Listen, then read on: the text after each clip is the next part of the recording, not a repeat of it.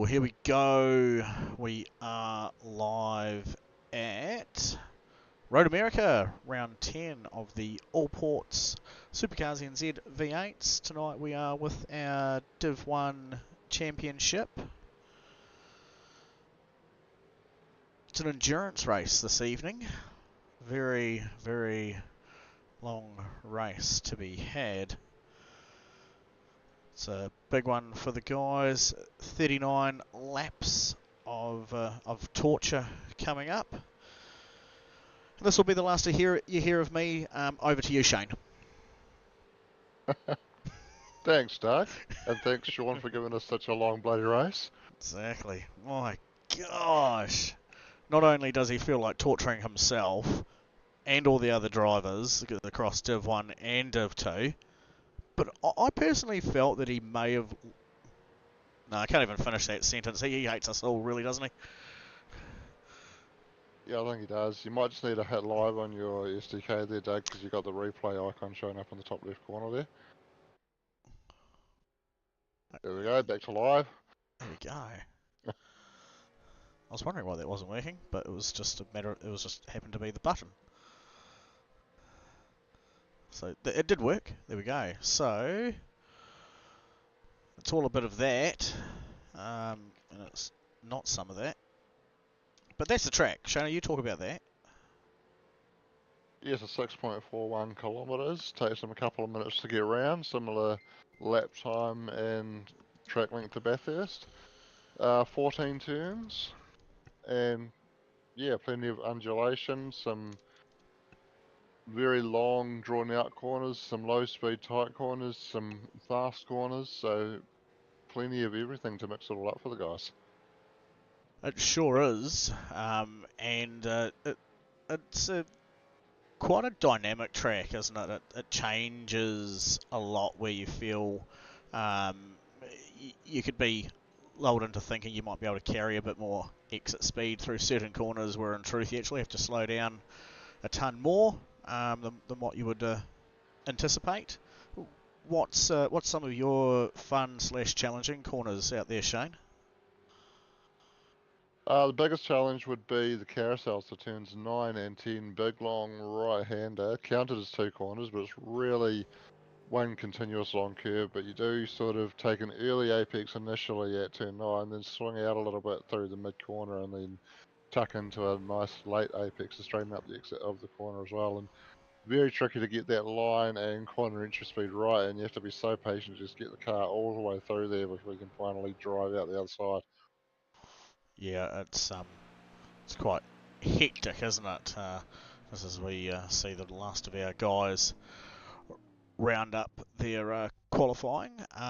No real big surprises there. We can see who's got to the top of the grid there. It's the young fella from Aussie, the Phoenix Racing team, Wiz and Genius, Rehan there. Just mind-boggling, really. And we've got just behind him is Zachary Vosblom, and you look at the time variation there, and there's nearly half a second difference on that. So he's certainly done a number of laps here, the young fella. And behind him, he's also got some pretty quick guys as well. So it's certainly going to be Rehan's race to lose tonight. And over to you, Corey. You've probably got a wee bit of info on our current championship leaders, who's sort of battling for top spot. You got me on the spot there. Yeah, I know. I think Rehan is leading the championship. I haven't actually got any data up. That's poor form on my part. Or is it Doug putting me on the spot? It's just me putting you on the spot, so just get used to it, eh, Shane? Yeah, Doug's got to putting people on the spot. I only do it like every week, and then eventually you learn. Yeah, there's always room for learning. That's very cool. What can we bring up as we're about to time out here?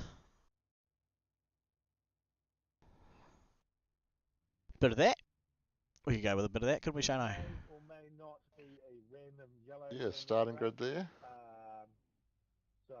So Rehan on pole, Zachary Vosblom, Vermilion Motorsports driver here in second. Bruce Tannock lines up third in the Megan Turbo Commodore.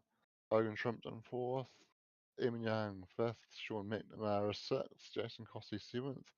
Brody Scott 8th, Toby Stemp 9th, Tony Lynch 10th, Roger Forbert 11th, and Blake Greenhall 12th. Awesome stuff. I think if I... No, I'm just trying to remember quickly how I bring down that through that order.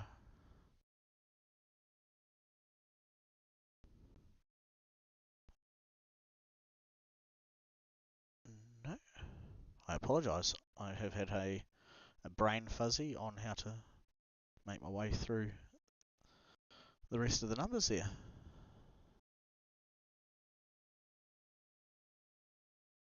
Here we go.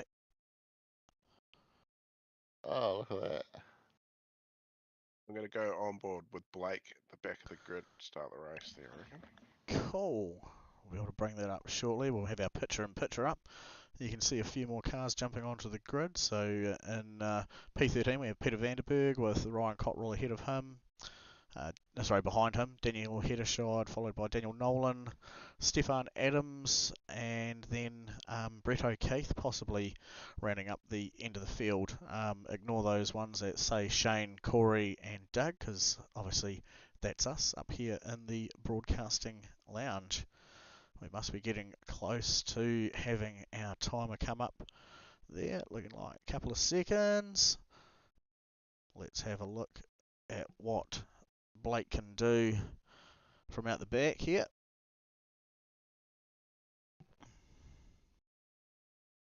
So they're away and Rehan getting off a little bit slowly. Zach able to close up alongside and Bruce almost getting boxed in on the inside there.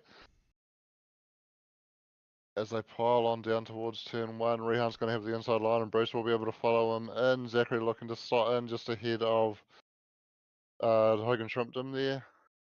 And Hogan just slots in behind. Meanwhile, the two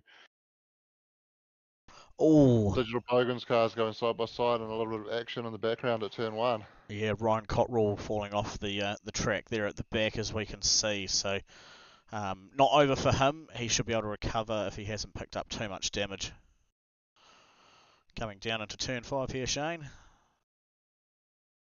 Yeah, Eamon Young and Jason Cosley, teammates for the Digital Bogans, still side by side down there, and a few other side by side moments as the field's starting to just settle down into single file now. Hogan Shrimpton's been able to find his way around Zachary Blastbloom and move up into third position early on in this race. Wow, hectic first lap so far. Turn 8 coming up.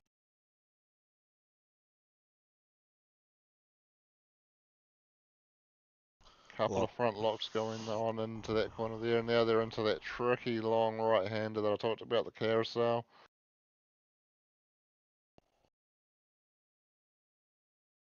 And a bit of late sun for the benefit of the guys there. That's the kink that you're talking about, Shane. Oh, as we see Sean McNamara just running a little bit wide. Oh, and Brett O'Keefe at the back, just keeping it off the wall. Oh, and they're already down to Canada corner here. Up into turn 13. And look at those Digital Bogans cars still going at it. It's incredible, isn't it? Look at them chipping and changing, and they're having a heck of a time there from, I believe, Brody Scott. So just super intensive, just crazy. And Bruce Tannock's actually managed to make a pass on Rehan. Yes, so possibly a mistake there from Rehan early in that race, as Rehan's able to draw alongside and he's going to look to fire it down the inside and does a good job to just control the apex. Bruce looking for the switchback, but Rehan able to do enough to just block that off. Half covers the inside line. Bruce is going to have a late lunge there. Meanwhile, Hogan runs deep and has opened the door for Zachary Glassbloom to come back through. There we go, and sorry there, Cole. That should fix things up for the noise of the cars.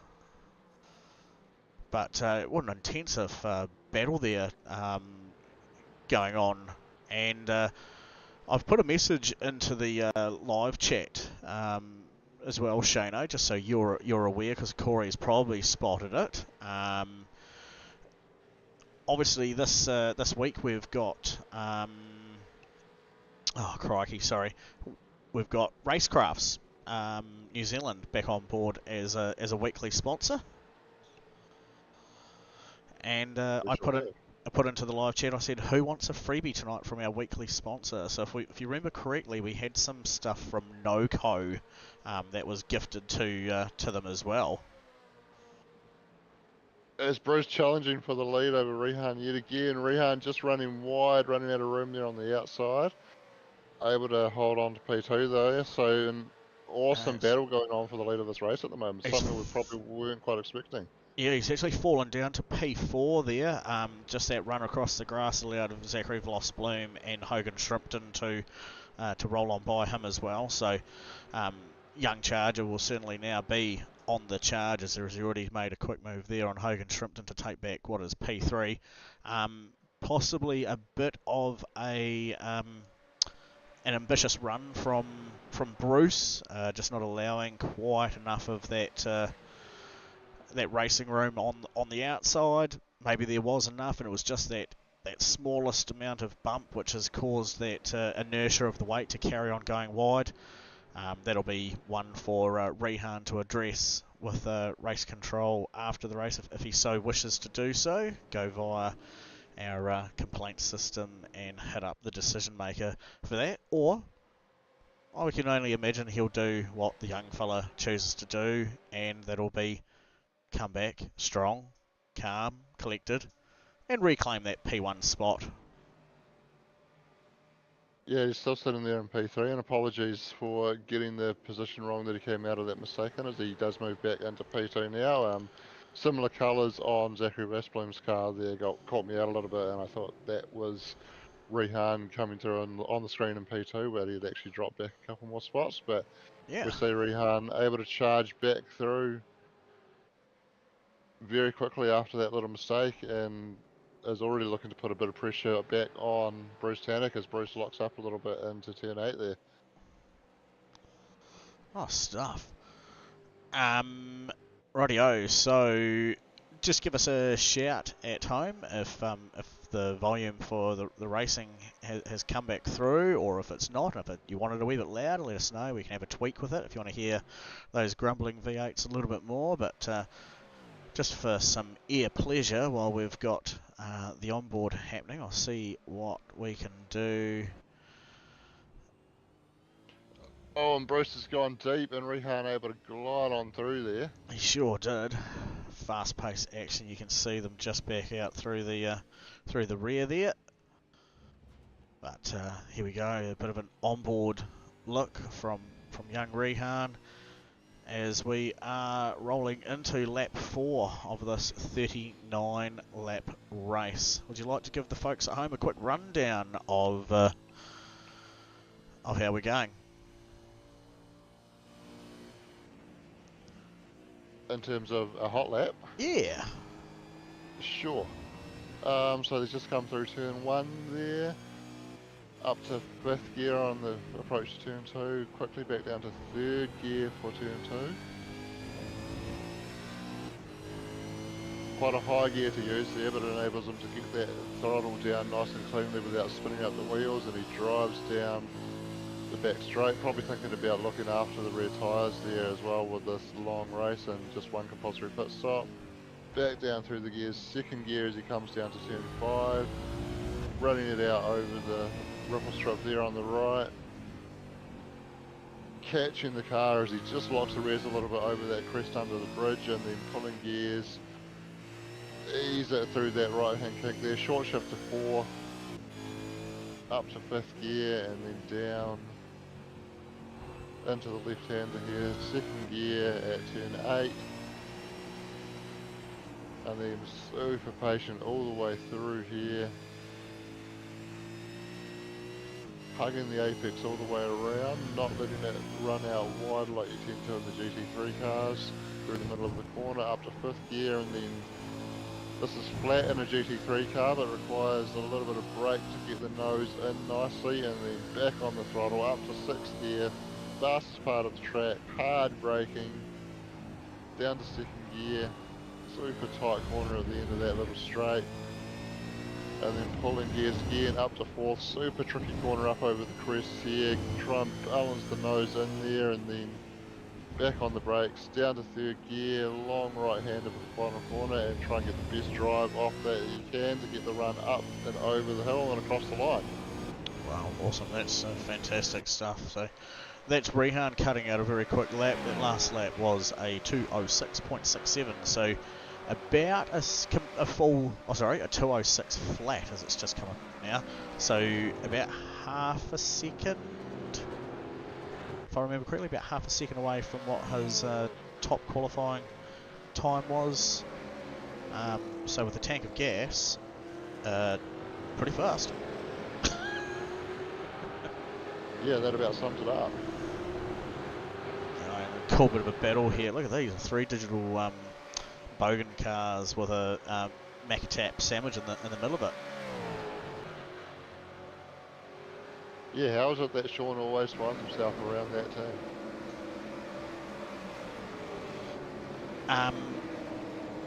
Love affair. Look at that. He's having a cool wee battle there with Tony Lynch in the 181 car. And just ahead of Jace is Sean's nemesis, we'd almost call him by now, Eamon Young.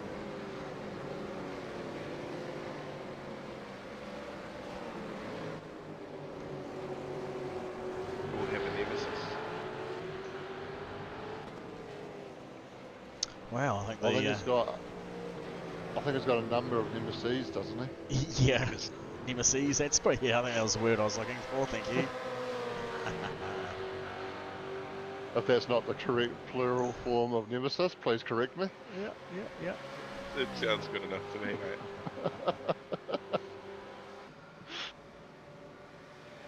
Wow, what a cool battle taking place there at the moment. And it's cool to see that Jason Gossie is certainly like getting all up onto the back of Eamon Young as well. You know, certainly not shy to take it to his teammate.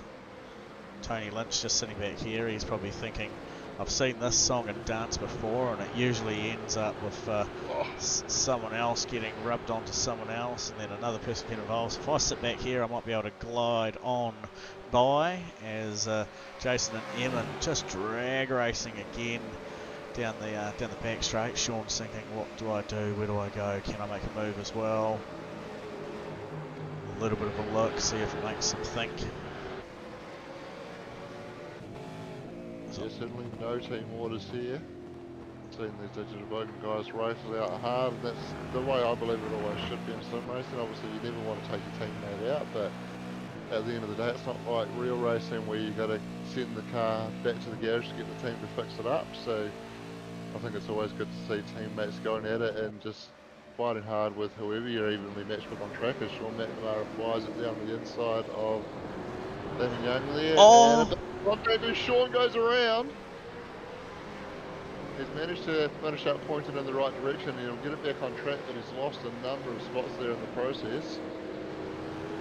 Oh, I'll be interested to actually see that one again, how that, what happened, whether it was a netcode thing, or whether it was more of a Sean not quite moving over, Eamon maybe rubbing up a little bit, but there's certainly a whole ton of tyre mark on the side of that car, so try get a good view of that one as we have a look at that now. And this of course a corner that is famous for Shane's room. Yeah, so he's actually done, just lights it up a little bit on the exit and needed to come back across anyway, and the room probably wasn't necessarily quite there. I don't know, it's a hard call to make. It is, and I didn't hear Sean just say anything much verbal over the radio, and I have still got those comms on, I believe, so everyone racing fairly calmly at the moment. If we have a look at our games,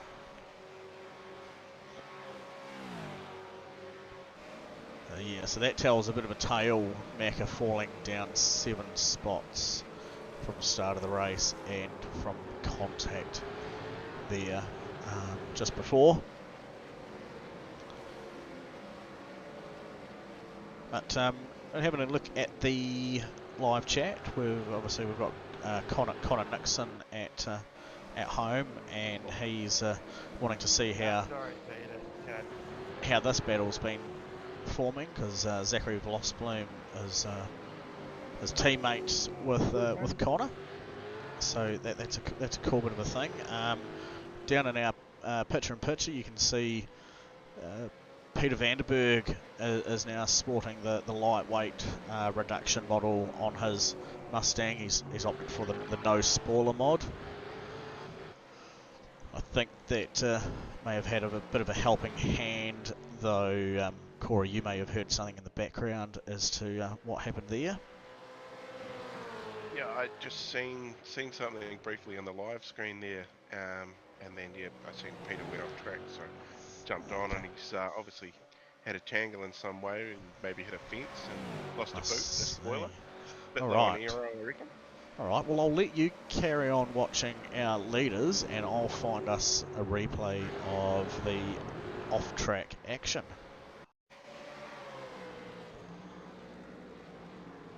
So Peter side by side here with one of the header side cars. Yeah, I believe it's only Daniel. And just a similar thing, just a similar thing to what we saw with Sean and Eamon a little earlier, where car on the outside just getting a little bit loose on that curb and tangling with the car on the inside. So just another angle on it there. Yeah, just unlucky. Nothing malicious in it, but that's the cost of that one. But yeah, again, race is certainly not over. It's a long one. Peter's car does seem to be tracking along pretty okay. We'll have a quick onboard look here on Pete and see if he's suffering anything drastic at the moment.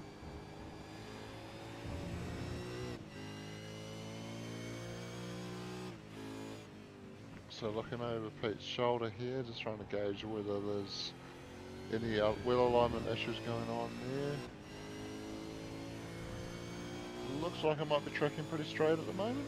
Yeah, but my thoughts too. So, and certainly still able to crack on up there in 6th gear up to a whopping 262k. So looking pretty nice. Our weekly sponsor, Racecrafts, well, we did have a person saying that they would put their hand up for a freebie. The first person that did that was Cole from Cole's Garage, so Mr. Cole Taylor. The Cole Taylor.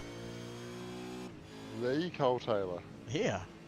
So we'll have to rummage around in our Noco prize bucket that we've got, but yeah, there's a couple of some I believe they were some sort of smart watches to give away, weren't they, from Noco? Yeah, I remember those popping up in the first round of sponsorship. Yeah, and as far as I'm aware, we haven't given any away, so we'll find one of those quite suitable. And I believe we still had one more big prize from Racecrafts Direct, didn't we? I don't know, did we?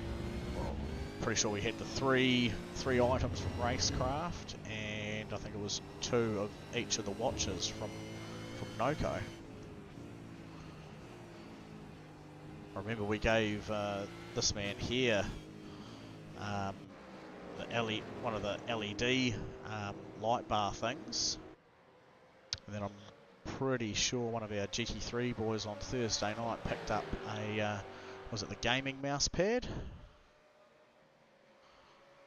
I feel like there's still one more prize from Racecrafts that was due to be given away as well.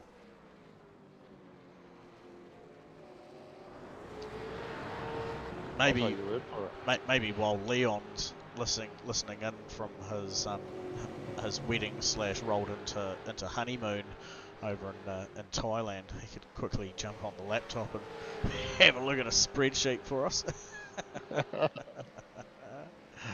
Doing it while you do it away, eh? He did pop into the chat earlier. He did. And he was getting a tattoo. Yeah, Fine. he was earlier. He's talking about FDI tattoo on the buttock. Got swiftly told no, that's not a good idea. Well, what she doesn't have to see too often, one would hope. What does it matter? It was Steve saying that it shouldn't happen. That's cool.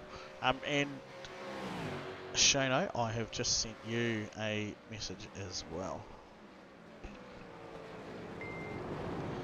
You have too. Like just now.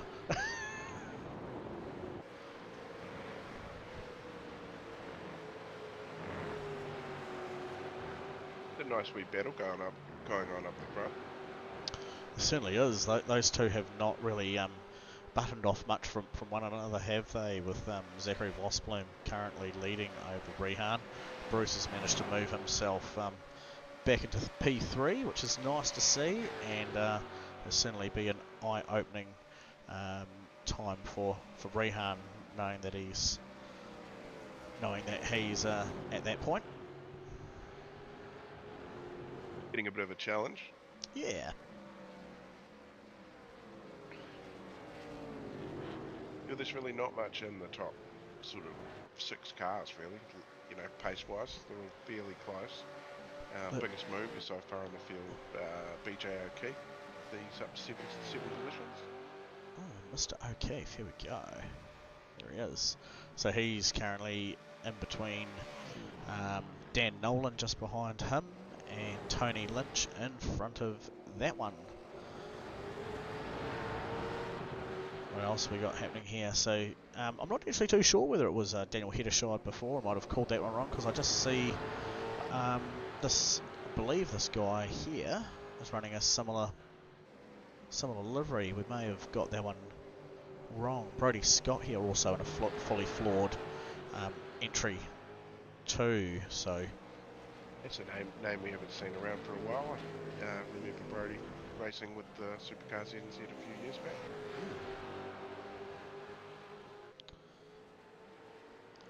Here's this guy here though, Peter Vanderberg.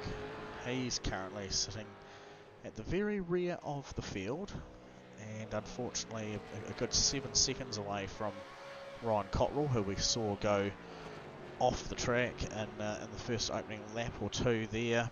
Sort of get a bit of a turnaround and ran off into the grass. So just looking at the data, it does look like Peter was having some battles with Daniel Heddershide up before that incident. So I think it was Daniel that he tangled with.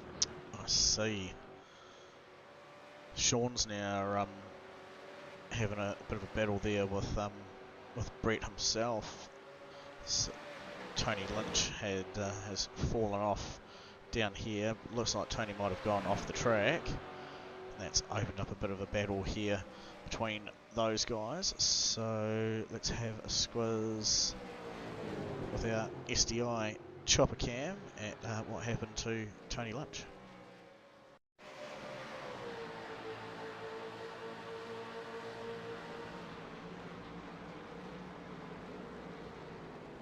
Oh, he's just locked up and gone wide into the gravel. BJ almost following him as well, and I think BJ lost the spot as he ran wide over the curb there. Managed to reclaim it back though. Sean doing a good job of hounding him along through the last corner and back up the straightaway. Oh, Daniel Heddershire's just had a bit of an issue by the look of that. Maybe given away a bit of room, but he's just given away a few positions, passed by Stefan, Roger and Ryan. Let's have a look and see how that unfolded to begin with. Daniel and Stefan. Big moment for Zachary on the little battle box there.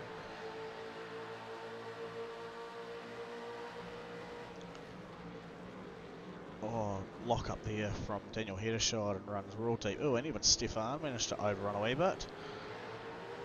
Rejoined nicely in Shane's room corner. So that's how 3 positions was given away in a matter of 2 seconds. Which is not too bad, to be fair, because you know there's nothing worse than coming alongside someone that you race with, you do endurances with, you stay up, have late nights with, and oh, big drama in the onboard. We've seen it, Rehan firing into the wall, tangling with Bruce Tanek there. So I've come back on the replay here a little bit, still come through on board here with Rehan, so we may even be able to see that if we let this roll through as to what happened there.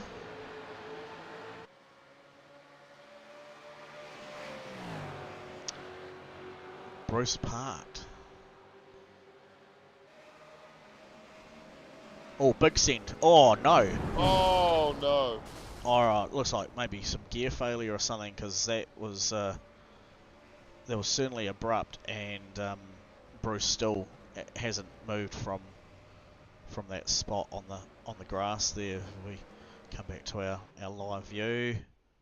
Still. And I just wonder what race control think about the car sitting there in the gravel, and we've got a yellow flag. We've got a safety car coming out on the track to retrieve that.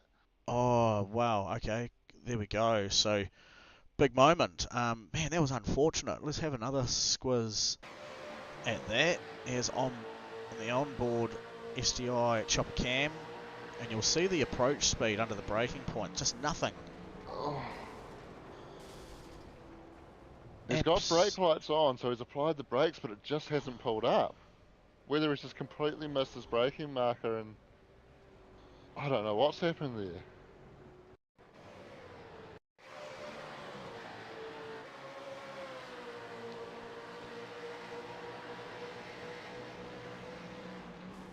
Certainly very late that the brake lights have come on, so whether he's just looking down at something else for a moment and has just missed his braking marker, or yeah, something weird going on there. Wow. So a comment coming through from Bruce on the in-game chat. Sorry, screens went black, so he's lost all vision there for a moment, and at the worst possible time. So that is massively unfortunate. Wow. And yeah, just like that, a race can take an awful turn like that. So yeah, great white shark bites again, but this time blindly. Just like in the real life, your failure can end a night with someone. So screen's going again and gets back out there. We'll see soon enough.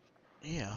Now I haven't seen anyone roll into the pits. Obviously, Bruce is the only one who's showing in there at the moment. But Toby Stent has been the biggest one to make up from all of that. He must have been in P4 and we just hadn't spotted him there, because he's now up 7 spots into P2. Yeah, I think Toby had just been chipping away at it through the race, and like you say, moved his way up into 4th, and then with Rehan and Bruce going off there, it's enabled him to jump up into 2nd. So worth noting as well the timing of this safety car. I think the pits may open this next time around, as they've just lined up behind the safety car on this lap.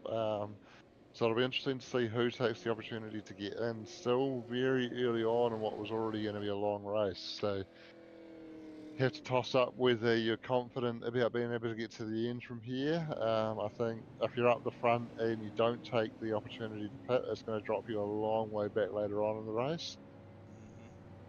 So it will be interesting to see how people play the strategy here. It's a little bit in no man's land in that respect.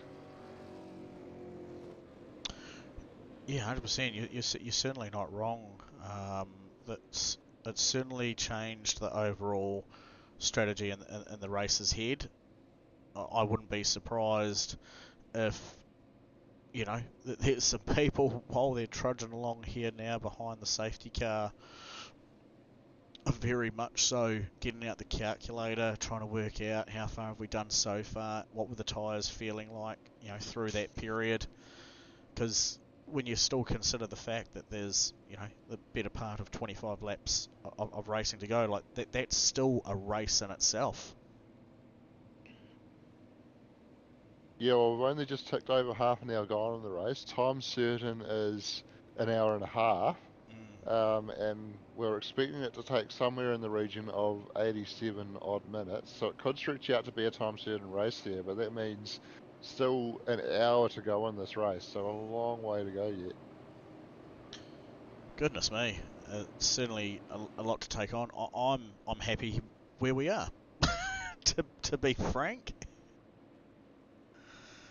Certainly happy to be in the broadcasting lounge. No greater point to say a big thank you to Allports Motorsport for their continued sponsorship this season, and from all the others that they've continued to back us so far. Certainly looking forward to doing the big prize giveaway at the end of it. Big $500 cash prize going to one of our drivers who's completed you could have put under yellow, Sean. 90%. Question being raised there by one of the drivers. Yeah, I don't recall it ever being stated that you can't put put under yellow. but it does not count as your compulsory pit stop. Ah, okay, so this doesn't count as Copy. the CPS. So all these guys will still have to come in again.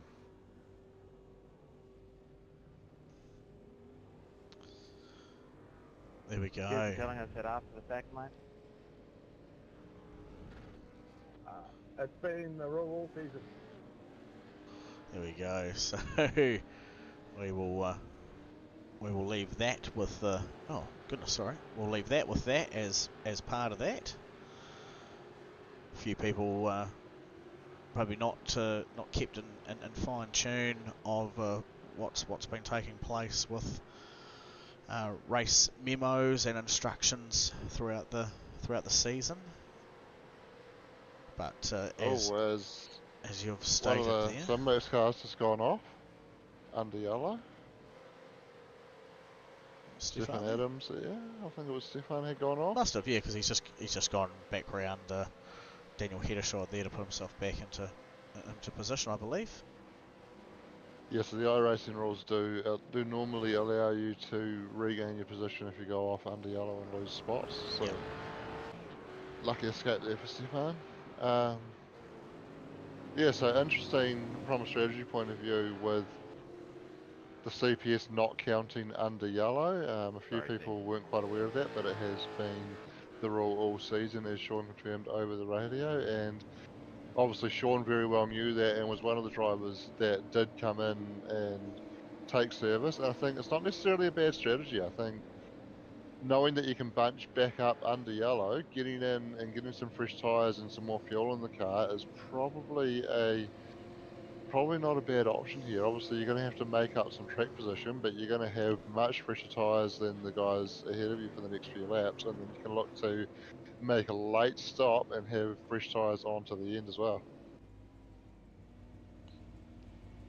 Yes, indeed. I was just having a look across the top of the bonnet here of Rehan as he hounds along behind Sean McNamara. We must be getting ready this lap for green, as we can see down the bottom of the screen with our picture-in-picture. Safety car lights are out. Zachary Voss Bloom is leading the race currently.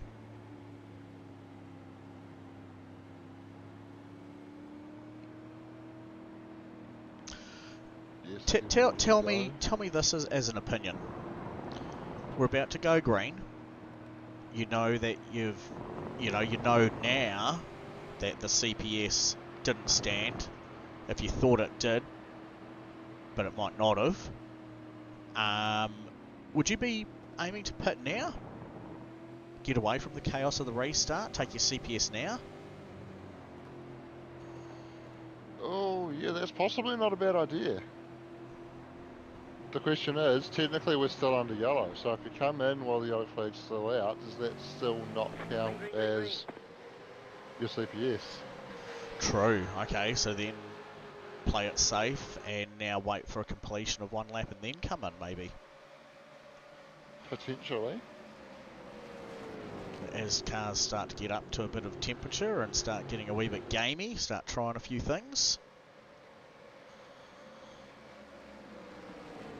I don't know, it's hard to say, isn't it? Yeah, I think for me, you look at it as obviously once you're under green flag conditions, you're not gonna have the ability to bunch back up after you take that pit stop, and then you've still got a fair way to go to the end of the race as well. So I don't know if it might be just a little bit too early to look at doing that. If it was closer to the halfway mark, I think it might be a good strategy, but Okay, yep. maybe it's a little bit too early at the moment. Yep.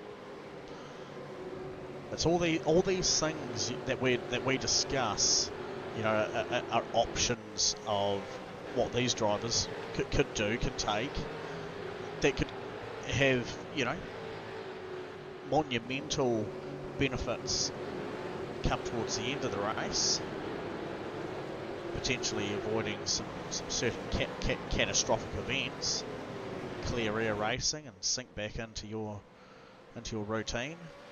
Or whether you enjoy the gut-wrenching anticipation of sitting in the bunched up field with drivers around you who may or may not be looking at a pass, or yeah, it's all of these crazy things will be roaring through these guys' head during those moments. Oh, someone out of shape there. Even Young. That was unfortunate there for Evans. He's fallen right off to the back of the order.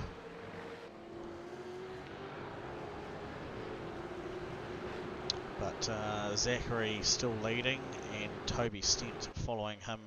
Currently, their P2 only half a second behind, nicely in the draft. Hogan Shrimpton there in P3.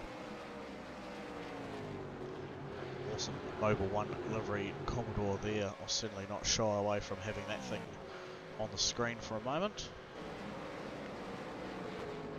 And what we have got in the strategy world now is a good mix between those guys who pitted under yellow, committed to a two-stopper, but can basically treat the rest of the race as a single sprint race from here, versus these guys who stayed out will still need to manage their tyres to get to an ideal stage in the race to be able to get home. May be able to run a bit longer with having the opportunity to cool those tyres off, so it'll be interesting to see if they pit around that 20 lap mark or run a bit deeper into the race. But either way, there's probably still going to be a reasonable amount of management of the tyres to do in that second stint, while those guys that have committed to the two-stopper there will basically just be doing full qualifying laps from here to the end. Well, that's it. It's certainly a different way to race, isn't it? So we've got an onboard there, which I think it must be Rehan looking at the back of Brody Scott. So just as I click off Blake, this is now Jason Cossey, who's up into 5th spot. He has Brody Scott just behind him, so then that would be Rehan 2 away. He's certainly locked on, ready to look at making a pass as he makes it down the inside of Brody Scott nicely. Back into the gas already, sitting wrecking on Jason Cossey. And Rehan up from him, he was 11th at the restart, so he's already up to 6th place, so he's making sure we get around a few of the drivers to try and make back some of what he's lost in the unfortunate incident there. Yeah. Well, that's awesome. Thanks for that, Corey. Good to see you were on the money with where he was during the restart. Not much of a gain down there from in the draft off the back of Jason Cossey. I thought he might have pulled him in a bit more, maybe just keeping those tyres calm for a minute after giving them a bit of a hounding through the midsection. brake lights glowing there at the back. Jason's made that a wee bit, run that a bit wide, grab that side of the dirt. Rehan slinking down the inside there.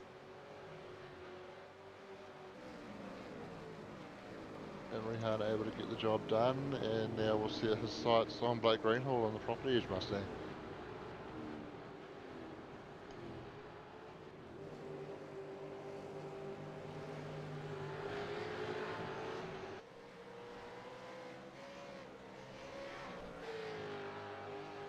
Blake, the next one in the firing line.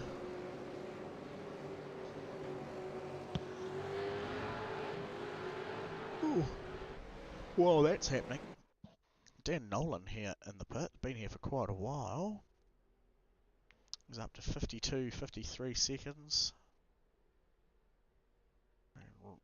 He's actually had an issue. He's jumped to the pits.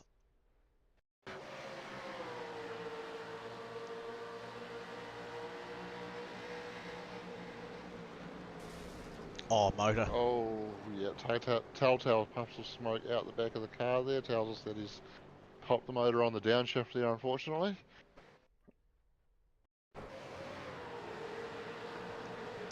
There's just another quick view from above. Jason getting a little bit loose before, which allowed Rehan to move on by back into spot number 5.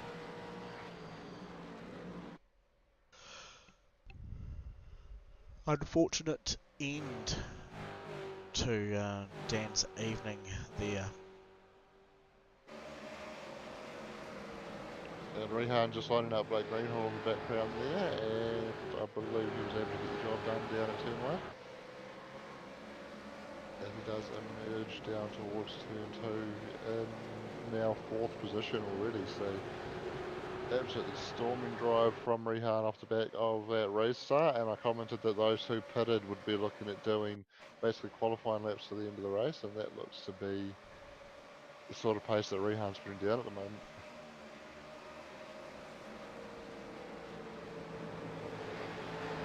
And to come into that corner from that angle was crazy, really. Still bring that up and making that pass there on Blake look effortless.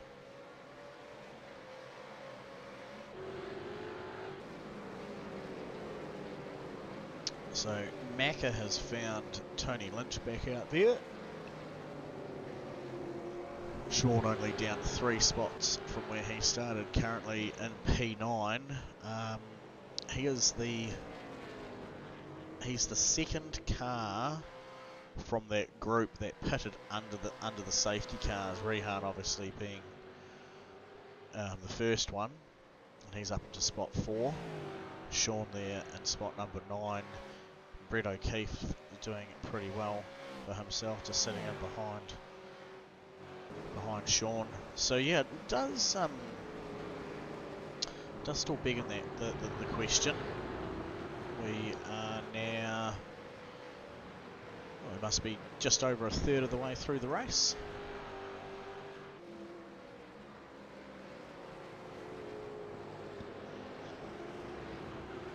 Well, nearly approaching halfway, actually. Yep. So we've got a couple of guys who have come in. Toby Stent pulling himself out of what was second spot. Jason Cossey's followed suit and come in behind, and also Tony Lynch. So 2 of the Dirty Diesel boys coming in to take their pit stop now. This will be interesting. So Toby hadn't, sorry, I rethinking that. Toby hadn't stopped earlier. He'd been moving his way slowly up through the field and found himself in spot number 2 after that bit of drama between Rehan and Bruce took spot. I'm quite surprised with we've obviously got a few people viewing at home, Corey, but not all of them are jumping on the live chat to join in with the banter that's taking place, or letting us know that they'd be keen on a prize. Did they miss that? Has nobody done that yet? I thought Cole didn't Cole do that? Cole's done it. That was one prize. Oh, I Got it. said there's more up for grabs, Doug. Who said we only had to give away one?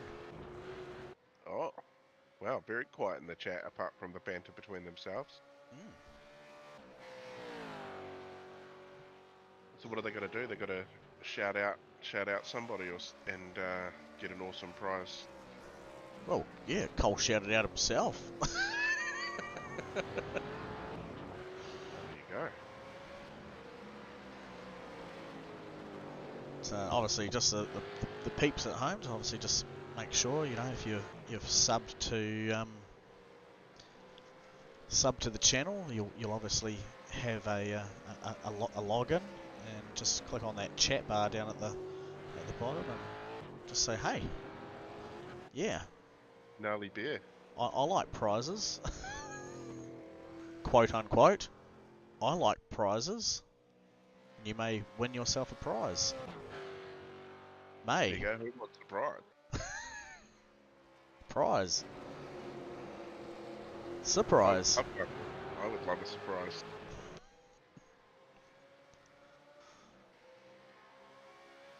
Young kid certainly not mucked around, has he, Shane? No, he hasn't. He's rounded up Hogan. He's into P2 and he's looking all over the back of Zachary Westbloom and pulling out now and able to get the job done and move back to the front of this race. Of course, still will need to make a second stop, so it'll be interesting to see where he feeds in relative to Toby Stent, who was in amongst this battle and has got in and gotten some fresh tyres on. Mm-hmm. Has indeed.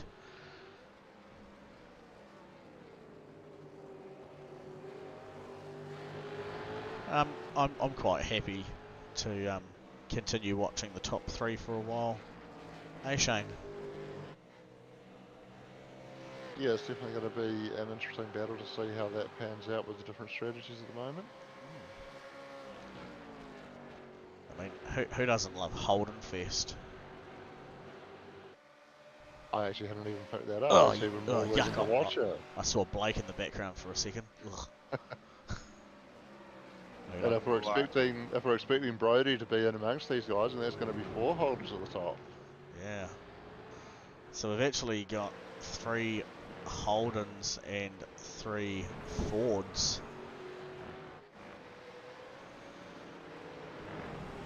Top 3, top 6, and then a bit of splits from others. Oh, Zachary Vosblom reacting and coming into the pits now. Getting the haul up on the end of that. Smoke off the rear tyres. Thank you, Cole, for checking in on that one for us. I wasn't going to say anything just yet, but you've hit the nail on the head with that comment.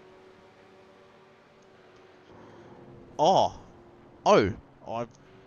clicked on Chaos.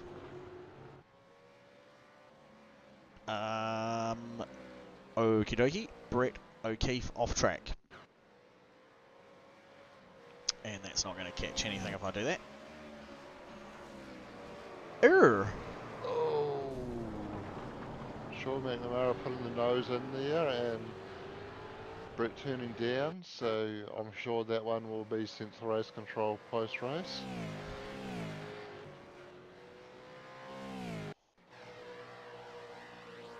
Another quick view of it from there. So there was a bit of an overlap. Oh, it's a hard one. It's certainly a hard one to pick. There was overlap, maybe not quite enough race room given. I'll keep my comments to myself. Corey won't. What's Corey's opinion on the matter? Well, I don't think there was a. Yeah, he wasn't going to get up the inside there. Just a little bit late. He needed to be, quite a wee bit further up before that would have been. Yeah. Nah, we'll leave that to the powers that be, I think. So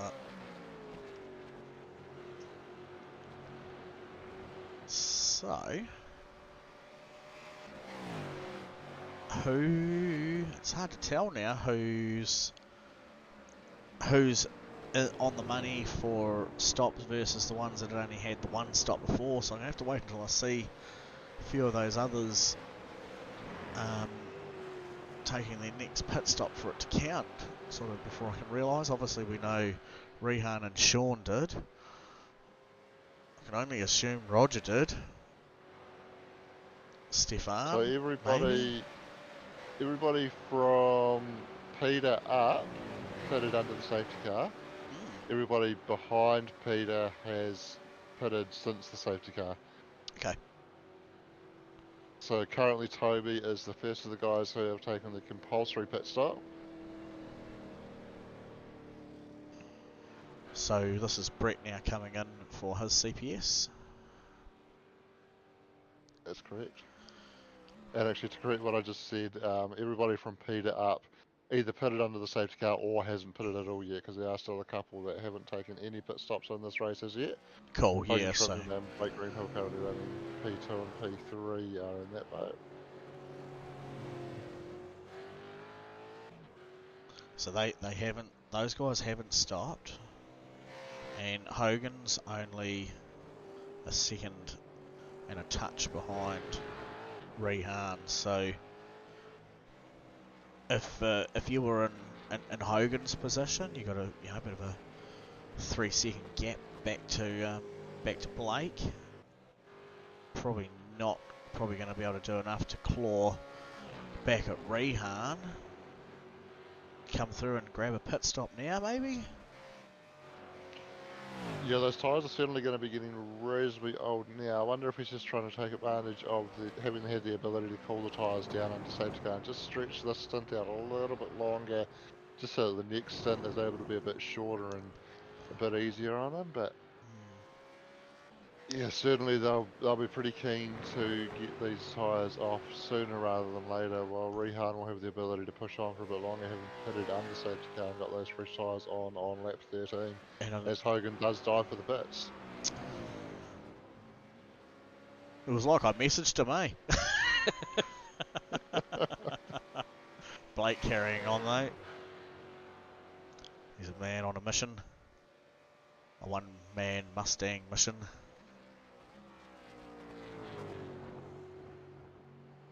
And just looking a little bit unstable under brakes there, maybe caught the grass a little bit.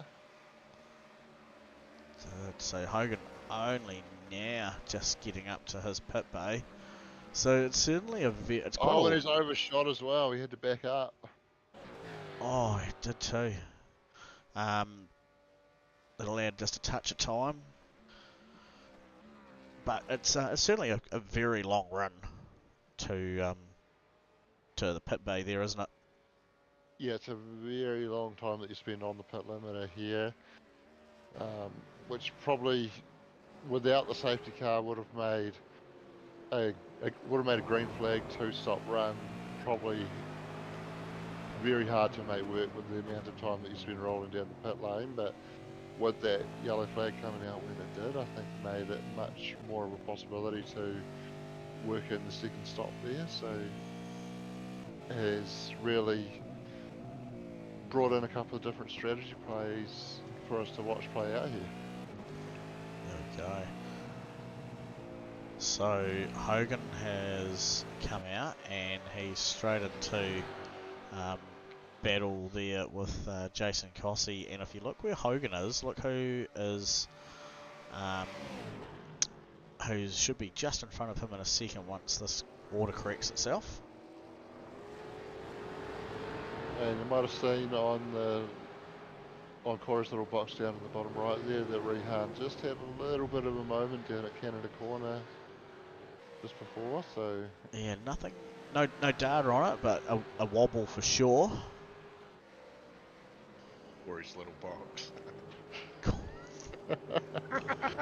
Well, I called it the battle box earlier in the race, but it's not a battle at the moment, it's just showing Rehan out there by himself right now. So when it's sad and lonely, it's Corey's, is that what you're saying? That's correct. Well, Daniel Heddershire managed to make himself up 13 spots so far, and Stephen Adams with 12. So Mr. Sim Blacks himself up 12 positions. Nice. And Sean back into it with with Roderick.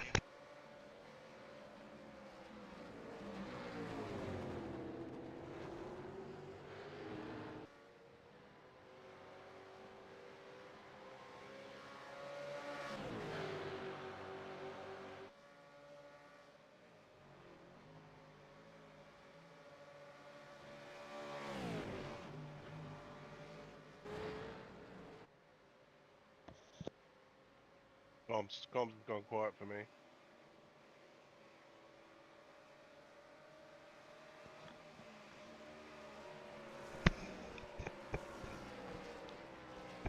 Well, Shane and I were just enjoying the moment of silence. Like, between Shane and I, we know when a good time to shut up and just enjoy the racing. So, sorry to you guys at home that Corey had to spoil that. I guess we'll go back to talking, Shane. Yeah, I guess we'll have to, won't we? Yeah. This is Blake, Sorry, guys. Blake's on screen. He's done his pit stop. I'm still bloody laughing. Oh, here we go. So we had seen Roger go by Macca, but that's now gone and undone itself. So It's okay. Stop now. thanks, Corey. I was just having a moment, you know. Yeah. So did. It's those abs on Macca there. Just Very distracting, aren't they? it's the glare. A bit shiny. Here, we'll turn it. Look, there we go. I'll make it better for everyone. Getting it done though, Mr. McNamara. Yeah, Leon said earlier, Sean was, that Macca is into it tonight, so yeah, certainly not holding any bars and getting very much amongst the action. So a few more guys rolling into pits. We've got Rog there and Brett O'Keefe and doing his. Leon asked, was that a drive-through for BJ? I'm just wondering, did he drive through and we missed it? Has he hit his incident point counter? I'd be interested to sort of see that one. I am looking up that information as we speak, if I can find his name on this entry list. Because he has gone through the pit lane. Oh yes, he would have picked up a drive-through because he's sitting at actually 21 incident points now, and the limit is 15, so There we not go. So, too far away from having a second one there if he picks up 9 more points. so well done, Leon. You've spotted that. You know, for such a small, insignificant thing like that, you've been able to spot. Hopefully, you're able to spot other small and insignificant things on your journey to Thailand that others may not wish to spot. How's the tattoo going? That's what I'm interested in. Has Yeah. he got Sean's full face done yet? Show us, show us an update. Doesn't have to be the full thing. No nudes. Yeah, just get him to join the Skype call. Yeah. Man, Brett's just having a bit of a struggle, isn't he? Just having a wobble there on track. Stefan Adams rolling through for his pit stop now.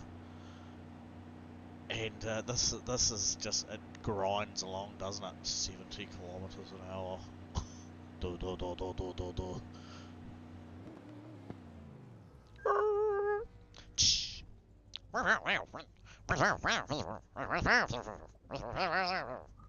Glug glug glug glug glug glug glug glug glug glug glug. Look at that. And that's how you knock it down to an 11.28 second pit stop time. So that's the fastest one out there. Fastest guns in the West for Mr. Adams. Look at that, splitting Zachary Vos Bloom and Hogan Shrimpton. So those guys were very much doing their thing earlier at the front. They were. And I've got some bad news for you, Doug. Unfortunately, you're a little bit too late trying out for Police Academy there. Wow, wow. They were very good sound effects, though. They were very bloody good. You thought you might have been watching the NASCAR series there for a minute, eh?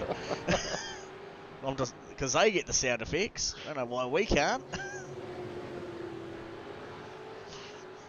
Come on, iRacing. Well, Do your Reha coming thing. in for his second stop. Oh, here we go.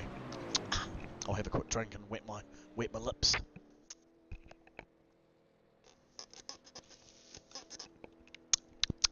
Got me rum and coke organised for the night. My Sunday evening.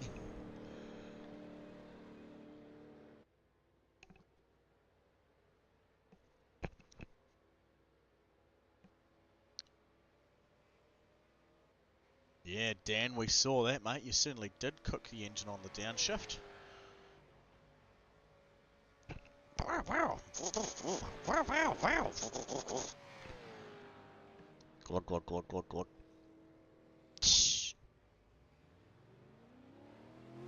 11.75. So, fastest man of the eve so far with the stopper time.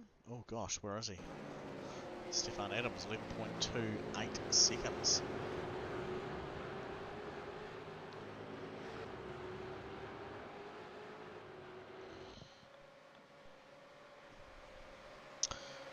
So yeah, so Corey, you can, I'm guessing you've seen that comment from Dan on the live chat as well. I don't know if Shano's got it open or not, but he said he's quite upset. Shane, freaking fuming is the word that he's used. Didn't do anything different the 16 laps before. I reckon.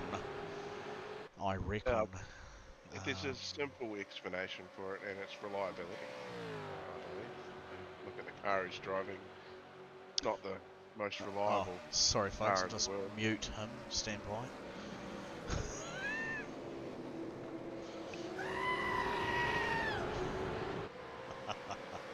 Out down the stairs.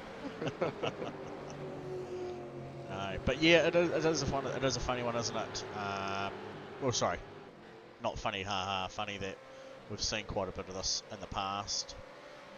People, what they believe is the right window, but just turns out it's just outside of it, just a little bit too much on the bells and whistles that the engine doesn't quite like it.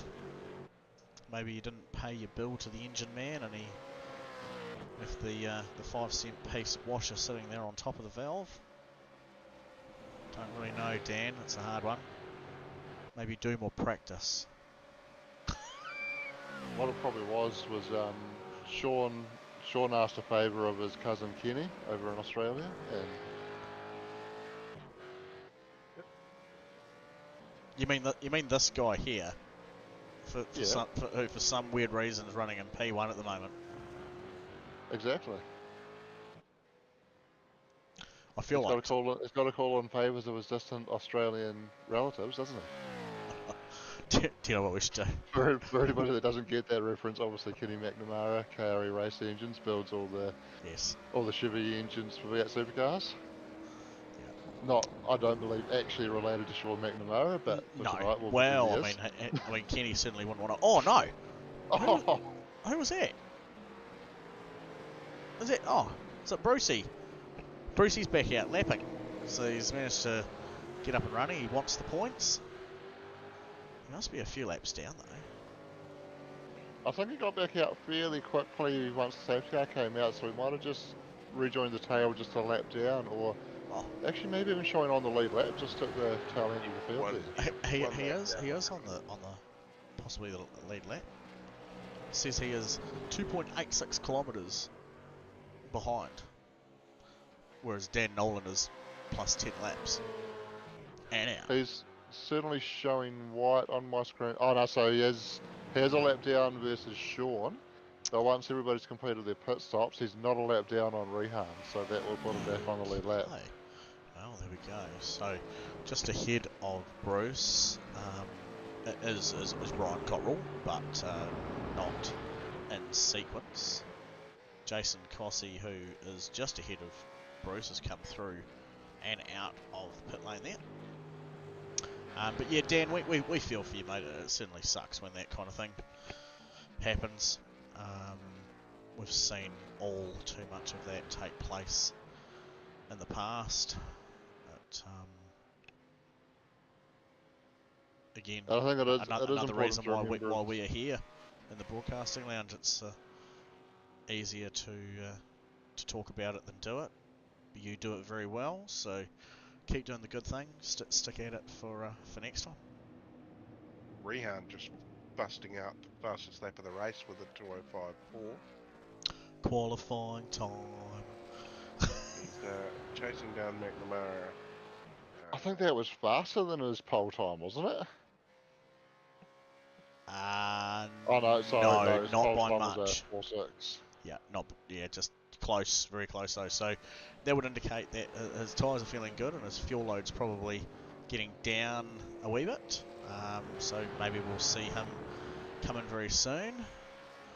I'd always wondered whether it would be worthwhile putting a message up on the old texty thing there, Shano, just in case any of the guys who hadn't stopped that first time round were aware that the CPS didn't apply. It's just Sean that put it under yellow and hasn't put it again yet, so I think we know that he knows because he was the one that reminded everybody on the voice chat. Oh, okay, cool. I was looking at his, so Zachary Vosblom here, he hadn't and had stayed out, is that correct, wasn't it? That's correct, he put it on lap 20. Okay. So all those guys except for Macca, who's currently in the lead, are, you're saying, are in correct racing order? That's correct. Wow, okay, so that certainly adds a spicy fish delight to the dinner meal. If I'm reading that correctly, Rehan leads by 20 seconds over Daniel Heddershot. Is that are we going with that? Yeah, but I'm interested to see Macca might just drop in between them here. Don't think so. I'll be surprised. Well, if Rehan had 20 seconds on Daniel and Sean already had a bit of a lead on Rehan, it's got to be around 30 seconds that he had on Daniel. Rehan's last pit stop was 53 seconds in the rain. Okay, Now so the other it is, end, so yeah. he should come out sort of maybe fourth. Probably third. So Daniel's gone by. Toby We're is close to Toby. Oh. It's going to be a drag race, but Toby's just got the momentum to get there, and he's going to need to try and merge in with Hogan here, and Hogan just getting caught out on the marbles there, and Sean able to pick his way back past, and of course Sean fresh tyres on there now. Yeah.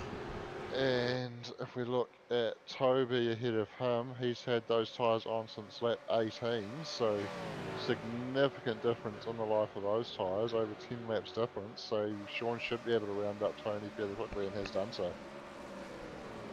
Yeah, we'll see what happens because Sean will still won't be gripped up just yet. So, but just to change back a position there momentarily, but I think we know where this is going. Daniel Heddershot lap 25 for his, so his is he's already run 5 laps of bit of pressure at the moment as we see Mr. Vlasblom making a move on Hogan Strickland there in the background. They can get that done too.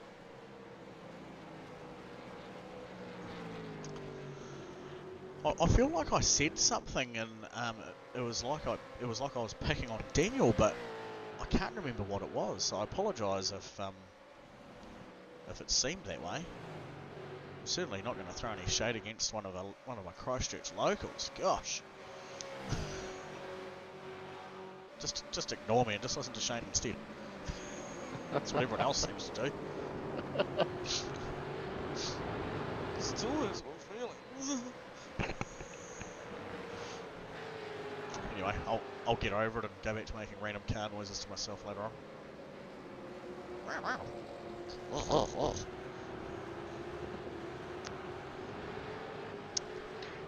Hopefully it'll finish with a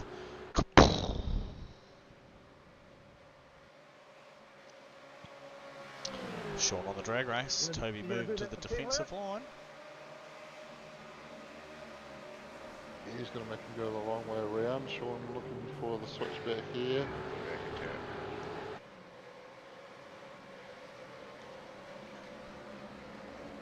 Probably a good fair little bump there as Toby just looked to park it on the apex and Sean just getting into the back of him a little bit but not enough to unsettle the car, and they both carry on. Here's a cool. Oh, you go back to what you had before there, Corey. The onboard shot. There we go. So Sean's taking half of a look down the inside, but just a little bit too far back to make that one work. So while he's looking forward, he's got the other eye peeled backwards as well.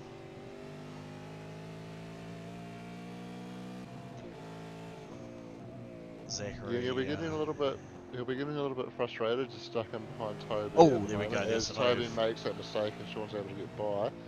That'll be a relief for Sean because those tyres would have been getting hot, and if he sat there for too long, they would have potentially got quite damaged, despite being so much fresher than the guys he was racing, and could have hurt his chances towards the end of the race. So he'll be happy that he was able to get that position. Oh no! done there. Oh, big one in the back.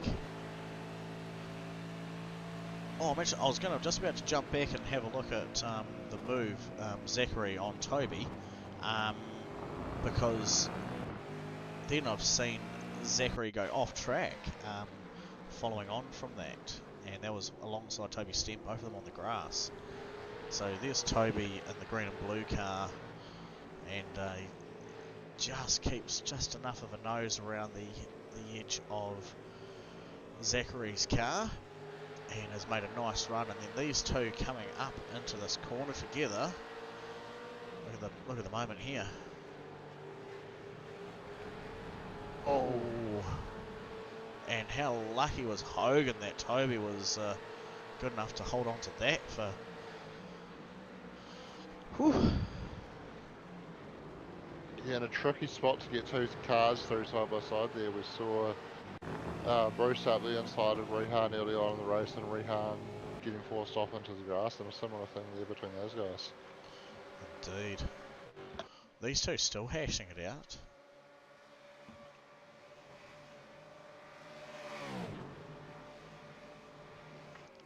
Elbows up from both of those guys. Right, baby.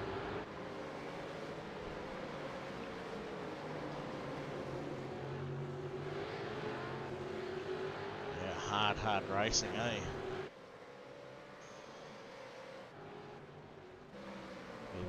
Back down the order here. This is Stefan Adams in spot number 10.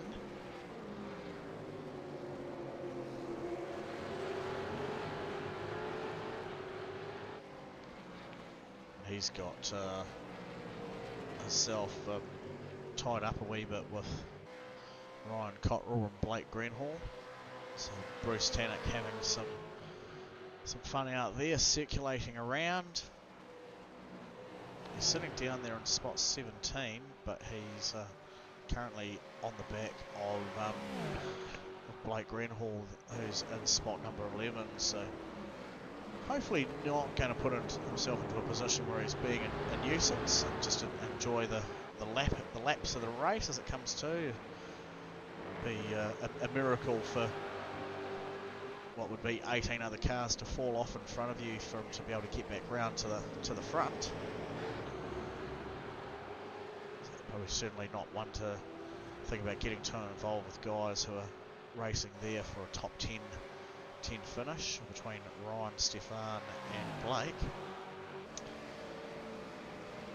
Zach and Toby still having some cool fun together.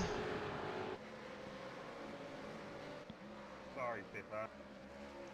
Oh, and Blake's gone off, and Stefan's gone off by the sounds of that. I'll have a squiz at that in a minute while Corey keeps us tuned in with the battle taking place for positions 5, 6 and 7.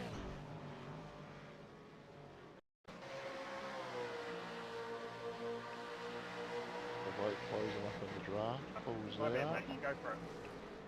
Oh, just an unlucky just touch. got locked up. Yeah. Okay, around me, bro. Go around. And it looks like Stefan may have picked up some unfortunate damage, maybe. Or just keeping clear of the racing line. Just looking a bit limbed.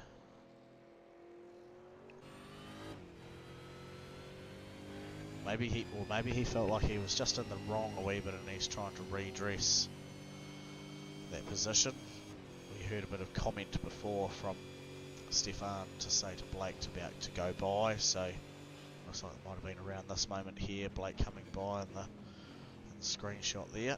Oh, Blake just running a little bit deep there, but and that's awesome. I mean, you look at that. Consider, you know, that there was a spot race for P10 between you know, Blake and Stefan there, and you know, Stefan's just put his hand up and said, look, I think it was me. I reckon I was, you know, probably a wee bit in the wrong there.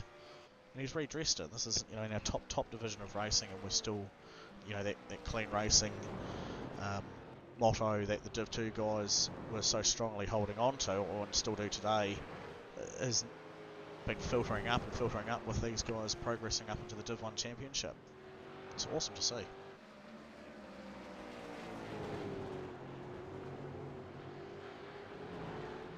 Yeah, it is. I do think Stefan might look back on that and think that wasn't actually my fault, and certainly the apology came from Blake there, but Stefan actually in the pits now, so maybe there was a bit of damage there as well that was just hindering his progress there.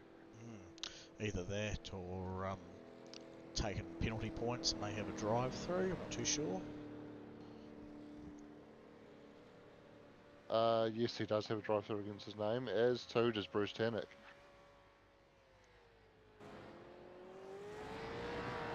So Bruce will want to serve that before the end of the race, or he'll pick himself up an unnecessary further penalty there, which would probably be upgraded to a disqualification if he doesn't clear that.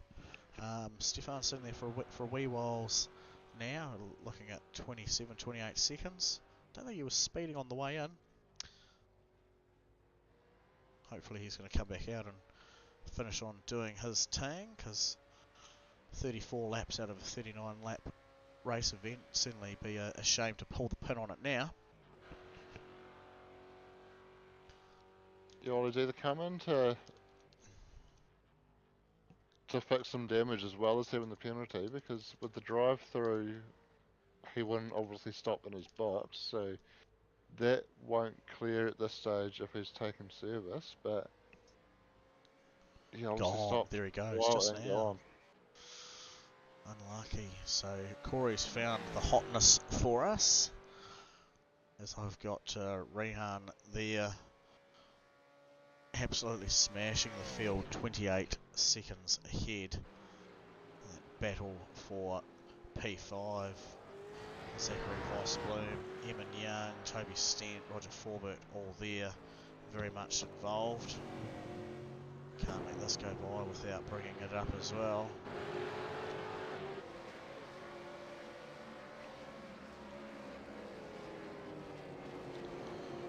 Wow.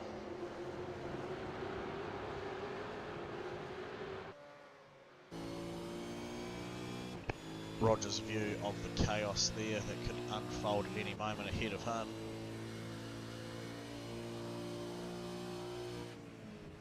Yeah, and he'll be keen to take advantage of any contact that happens there.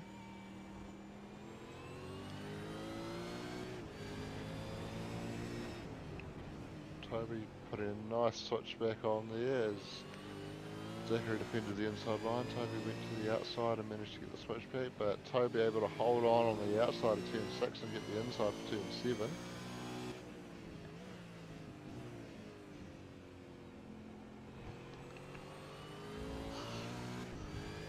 Cracker racing, that's awesome. Eamon Young has been able to use that to his advantage while those guys were taking turns, chopping and changing position to walk a little bit further ahead, stretching out his gap over Zach there by a second. So on board there with Eamon, and look back to Zachary chasing him now. Oh, Zachary having a bad moment unlocking the brakes and running it into the sand. Toby, Roger and Ryan all getting by, and Zachary falling back into position there. That's harsh. I mean, that's lap 36 from 39, and he's obviously been working those tyres pretty hard, hot and heavy. It's resulted in a fall off there at the wrong time. Sean McNamara sitting there, P3. He's got Mr. Shrimpton there, Mobile 1 entry Commodore, chasing him down nicely.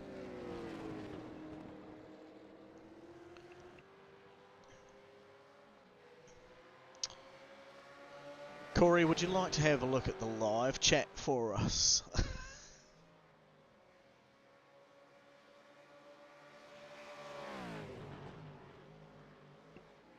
Has Corey left the building? No, me mouse was being a bit of a pain in the butt there. Oh, Chris Lee Bear. Yeah. I remember Chris Lee Bear from a few Saturdays ago. Yes. What have they said there? 100% they like prizes. Oh. Well, there we go. So I guess we could possibly look at rummaging around into our little bucket there of goodies from Racecraft and find ourselves one of the Noco smartwatches that we've got hiding in there, and we'll be able to get that to you. So Chrisley will get you to give us a bit of an send a message off to one of us and let us know exactly who you are and where you are, and we'll look at hooking you up. It's always nice when we find out who all these creative names are and who they belong to.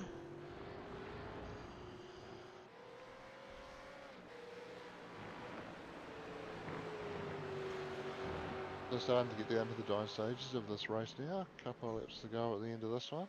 Sure is.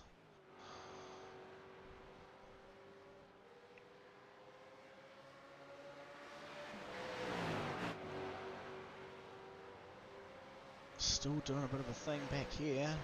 Ryan Cottrell's having a cool wee battle in the last wee bit with Roger Forbert.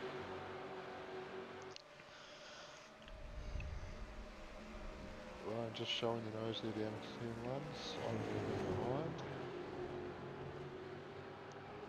behind. Nice stuff.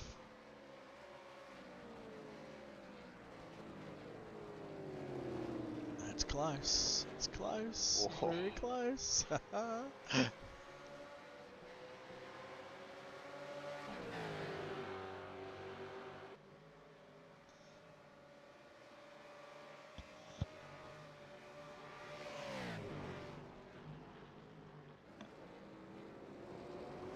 Looked like he thought about a bit of a dive down there in towards turn 5, but just a little bit too far back, but he's certainly been able to close right up onto the rear bumper now.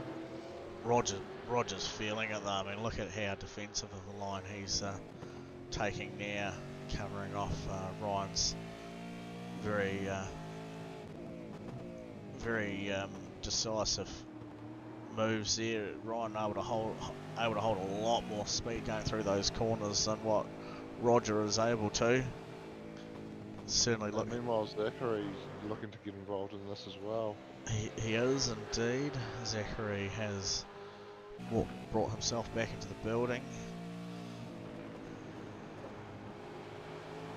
And here we go. Oh, this is going to be a run. Yes, Orion was just a fraction wide of the apex. Zachary was able to get it hooked up and carry that extra speed through the corner, but just getting on the brakes a little bit earlier as Ryan locks up and goes deep and opens the door for Zachary to walk on through. There you go, and nothing wrong about what you just saw. You know, that was cool racing.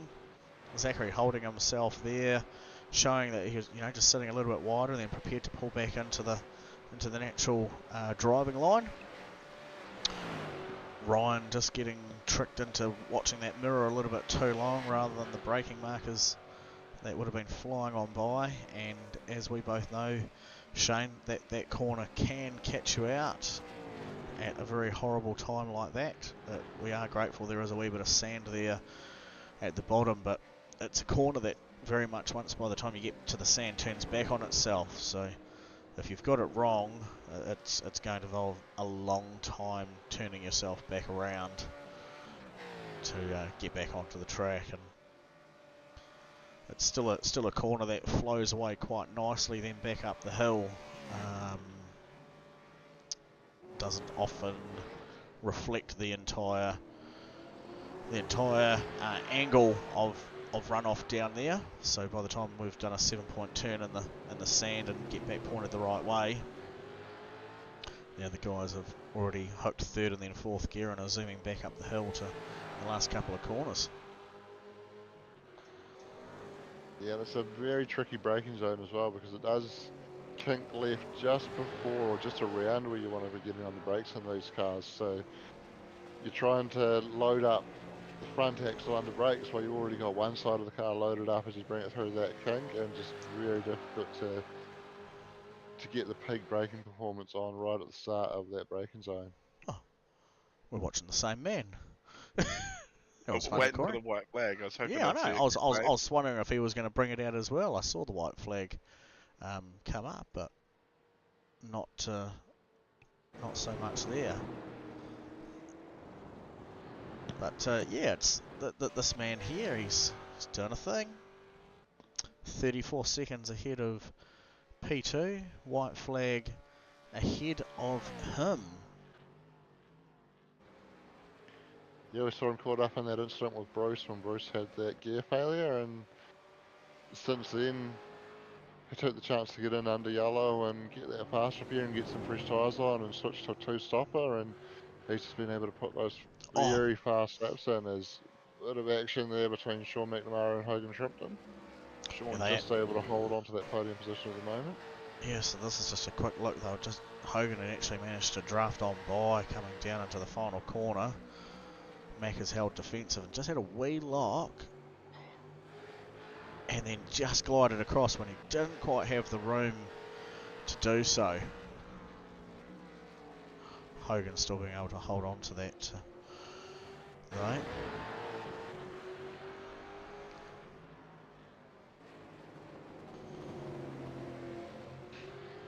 This is one of the next closest battle happening on track at the moment is between Roger and Ryan still, but I think this one here for P3 would be a good one to keep an eye on, while we've got Rehan down at the bottom coming through the last couple of corners. Last corner now for Rehan. Same idea.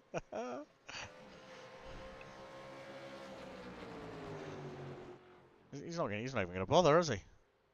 None of them. He's not playing ball. We've got the world's laziest flag man here at Road America, but well done, Rehan. Yeah, that's awesome stuff, Rehan. Well done. Daniel Heddershaw, the next one round, he was, as we said, 34 seconds behind the lead car at that point. Couple more corners for him. Last one, up the hill he comes. Maybe the flag man is alive now.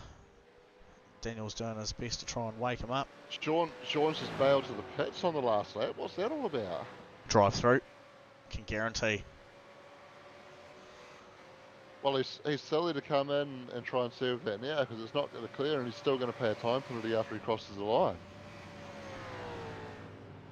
it's not going to clear until he exits the pits, and he's just crossed the line with the black flag still showing, so that's going to serve him a time penalty as well. Oh no. How do you throw away a third spot and then make it worse? So well done, Hogan Shrimpton. P3 for him. Eamon Young took P4 of Toby Stent there in 5th spot. Zachary Vlossbloom, great run, down 4 to finish in 6. He'll be looking at coming up with a better race strategy next time he comes out. Roger Forbert, thank you very much for coming. Well done. 7th spot, up 4 for you. Peter Vanderberg, he found his boot along the way to finish 1 spot up.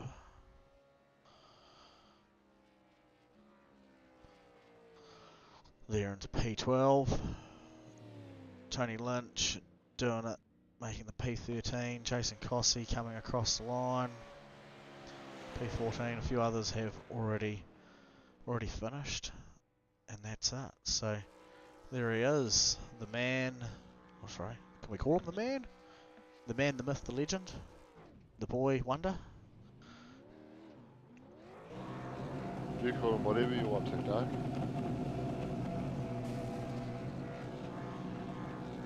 Legend is what we will call him. Young legend. Oh, he's trying to do an SVG. Let's see him get out. Get on the roof. Get on the roof, Rehan. Get on the roof. Oh, no, not really. Jeez, Laz, grab him. Don't let him get up there on the roof. It was a joke. Laz joining in there at the last minute with a bit of a comment saying 15 incident points, probably not enough for an enduro. Oh, I'm sorry, Laz. Did Rehan have to do a drive-through or not? No, that's right. So, was it enough or not? But yeah, pretty tight. That's Macca. He was certainly been wanting to firm things up in regards to that. He's setting a pretty high expectation of driving standards for the Div 1 class, isn't he? Well, I suppose for the V8s in general. Yeah, I think he puts the same number on the Div 2 guys as well, so... Yeah. Oh, Laz, if you're going to make comments like that, mate, I'm going to start deleting them. He said, poor Macca. I can think of a different 4-letter word to go in front of Macca there, Laz. But anyway, young legend there on screen. Number 1 beside his name there on the left shows his finishing result. 79 shows his racing team number with the Phoenix Racing Team. He has come back from a short hiatus from SuperCars NZ, where he had the big number 1 for a few seasons there. So we certainly welcome him back with the challenge towards the others again. Certainly a rising star, one that's been making some pathways in the GT3s on Thursday night as well. There was the V8s. For those of you at home, thank you for joining in and sticking it out with us through till the end. Well done to Cole and Chrisley for picking up your prizes tonight on behalf of Racecrafts, our weekly sponsor this week. There's a couple of Noco smartwatches that we will dig up from the bucket and get through to you. And Chrisley, I see that comment there that Dan Nolan will chuck through the details on that, so thank you very much. Hopefully you appreciate your neat wee prize and just for engaging with us. How hard is that? Not too hard at all. We appreciate being here. Probably not for as long as what Mac has made us be here for. Don't worry, we will get them back at some point in the near future. Thank you, Shano, for joining us tonight. I don't know how you've managed to stay awake this long. Neither do I, Doug. Neither do I. Corey, pleasure again. Really appreciating your effort with jumping on board with us and helping us out with some bits and pieces, and that picture-in-picture view is certainly made a sharp overhaul to what would I'd say is already a pretty cool stream, but now we get to see some more of the awesome battles that are taking place while we get to watch other bits and pieces. So I appreciate your efforts on that, giving up your time to put that in with us. No, that's not a problem at all, and enjoy jumping in for a chat and bit of banter and a few yarns. And yeah, don't forget to sell your shifter there, Dougie, as well. Oh yeah, that must be finishing on Thursday night, is that right? Yeah, it is. Yeah, both of them will be finishing on Thursday night, so we'll be sure to give a bit of a plug there. But I can give a quick update now. I'll just jump onto the old Trade Me. Yeah. And Yeah. if you just jump to the main page and scroll down to Cool Auctions, it's not there on the homepage, but it's a couple of Oh, clicks over. It's it, still there. it was this. That was what I won. I won It that, was number 32. and I gave it away for nothing. Well, not quite for nothing. It's on Trade Me. The link's up there somewhere in between the SuperCars page and the Virtual Motorsport page. And yeah, dollar auction. It's getting up there a wee bit now. A couple more days to go. It wouldn't be too bad to see it go for a little bit more. Anyone else who wants to join in now to go and throw a dollar at it or more would would still be walking away with a great bargain compared to what its value is at. What's And your you got your me wee box? You got me wee box there? yeah, I can put the wee box up. Here we go. There it is. There. Mind all me bookmarks and stuff like that. There you go. Currently, how many views are we at?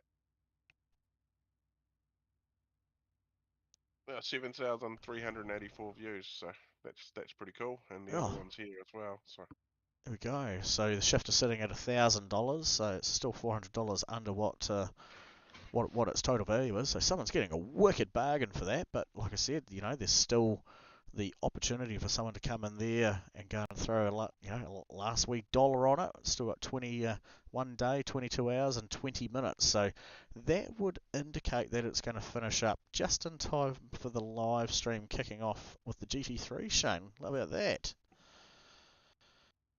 Yeah, that probably couldn't be timed any better. It was like it was almost planned that way. And the button box there, you can see on screen, that is currently sitting at $158, and I can certainly say that's under value of what it's worth as well. So get in behind that one, go and throw another couple of dollars at that one. Someone's certainly still going to get themselves a prize for sure. But the big thing is both of those money together are going to be all making its way to the awesome Rise Above charity, which is what we've both turned around and said it was going to be for. So big whoop about that. Go and put a couple of dollars extra behind it before it rolls over on Thursday. Get yourself a bargain and know that your money has gone to be put forward to make a change to someone's life. yeah, 100%. He's out there every day trying to make a difference, and yeah, that's one thing we really enjoy about our event was helping grassroots and going back to that over the last couple of years has been pretty awesome. And actually, today's the anniversary of our first event in 2020. So that was the 21st of November. Mm. Yeah, so that was yeah, 2020. How about that? It's almost like the things just keep falling into place, eh? Yeah, you could say that. It's definitely hard work and getting everybody involved, and yeah, so we've got a little bit more to do this week, and then we'll have a final number to throw out there and see what we've raised for Rise Above Charitable Trust and Richie Yeah. Hardcore. Oh, And yeah, special thanks to you, Dougie, especially given that shifter back. That's definitely going to bump up the fund. Even what it's sitting at now, we're happy to let it go for that. So yeah, somebody's well, going to get a bargain if they don't jump on and bump them up over the next almost 2 days. yeah. Well, I'm almost scratching around in the bottom of my wallet at the moment, and no, I've got a couple of dollars extra that I might be able to throw at it. see how much someone else really wants to have that prize. Yeah, well, it's like anything from here is merely just more to the cause. So happy as with that. Very much like. Anyway, that's probably a good time for us to wrap it all up for this evening. That was round 10 of our V8 Supercars Div 1 Legends. Big thanks to Allports Motorsport, Supercars NZ, the Broadcasting Lounge, our wonderful team here, iRacing for giving us the platform to do it all on, and Racecraft for giving us another great week sponsorship and the ability to give away some awesome prizes. So thanks to those guys, Cole and Chris Lee, for jumping in on the bandwagon to get those prizes tonight. Keep tuned for Thursday. There's bound to be a few more. Nothing saying you can't win yourself another one. Tell your friends about us. The Broadcasting Lounge on YouTube. Get amongst it. Catch you later.